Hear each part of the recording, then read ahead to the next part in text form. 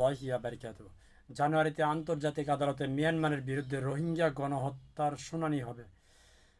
মিয়ানমারের বিরুদ্ধে রোহিঙ্গা জনগোষ্ঠীর উপর গণহত্যা অভিযোগে দায়ের করা মামলায় মূল শুনানি শুরু হচ্ছে আগামী জানুয়ারিতে। জাতিসংঘের সর্বোচ্চ বিচারক সংস্থা আন্তর্জাতিক বিচার আদালতে আইসিজে জানিয়েছে, এই শুনানি চলবে আগামী 12 থেকে 29 জানুয়ারি পর্যন্ত। এক দশকের বেশি সময় এরপর আইসিজিতে কোনো গণহত্যা মামলার মূল বিষয়ের উপর শুনানি হতে যাচ্ছে, যা আন্তর্জাতিক আইনের ক্ষেত্রে গুরুত্বপূর্ণ দৃষ্টান্ত স্থাপন করতে পারে বলে মনে করছেন বিশ্লেষকরা। একই সঙ্গে যা ইসরায়েল সামরিক অভিযানের বিরুদ্ধেও দক্ষিণ আফ্রিকার দায়ের করা মামলার ওপর এর প্রভাব পড়তে পারে বলে ধারণা করা হচ্ছে।